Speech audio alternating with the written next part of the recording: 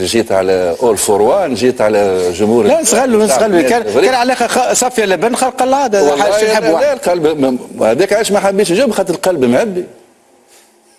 القلب معبي شو نقول؟ كان معناها نشوف مقابله بن قردان فقط يلزمني كنادي الافريقي. انا ديما معناها حتى كي يسالوني نقول لهم يا ولادي ما لا يهمنا لا في معناها لي باراليل ولا الواحد من هنا ولا على المستطيل، حط كره في الشباك واربح وبعد ما يكلمك حد. يا اخي طلعت الحكايه نتاعي انا غالطه، وغالطه 2000% زاد. كان باش نمشي انا يزني الملكي 3 بونتو، باش تحسب لي بونتو واحد. معناها هدف شرعي.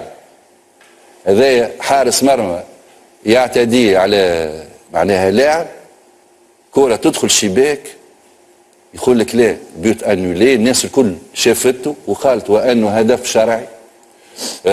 كرة ترجع من غازي عبد الرزاق للحارس يهزها بيديه، ما فماش مخالفة في ال 18.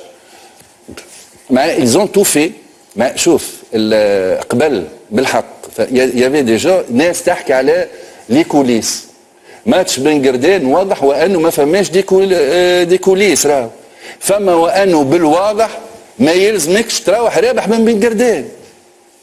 كان ما جاش اللاعب نتاعنا شد صحيح الى انسيستي وانه الاربيتر يلزم يمشي للفار ولا الفار يعيط، راهو ضربه الجزاء هذيك راهي ما تعطاتش. ضربه جزاء معناها لو جوج دو توش قدامه راها، الاربيتر قدامه وراها، ويحب يواصل اللعب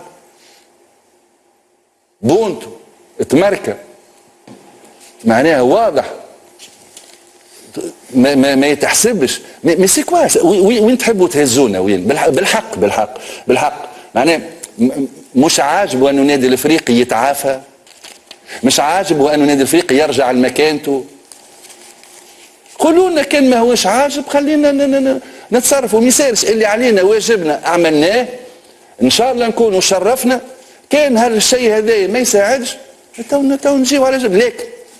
لكن اما حاجه مفيده، احنا مش انا وحدي راهو، مش هيئه مديره النادي الافريقي وحدها، جمعيات الكل ظلمت، والجمعيات الكل طالبت بالاصلاح، والجمعيات الكل قالت يا ولادي راهو ما يجيش هكا. لكن حد ما يسمعك وحد ما يكلم.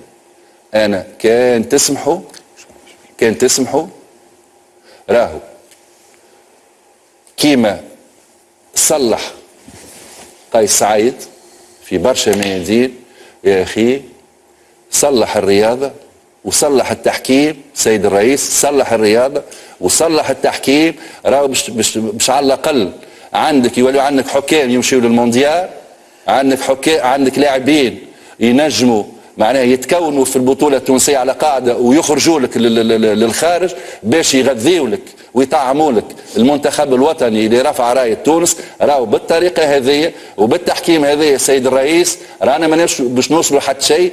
انا راهو صوتي صوت هيئه مدير النادي الافريقي، ونتصور وانه صوت كل رياضي في تونس وصوت كل فريق في تونس. ما فماش فريق السنة ما تذمرش وما تشكاش من التحكيم. لذا ان شاء الله رئيس الجمهوريه كيما مستانس يحط الملف الاحمر نتاعو هذاك ويهبط. يا اخي نترقبوا انه نهار التحكيم يحط الملف الاحمر نتاعو ويقول لهم يا ولادي يزيو راهي تونس نحب نهزها الفوق، ما نحبش نخليها في الموقع هذا. واضح. هل يعني هذا انكم فقدتوا الثقه في التحكيم التونسي، طالبوا بتحكيم اجنبي بقي المباريات؟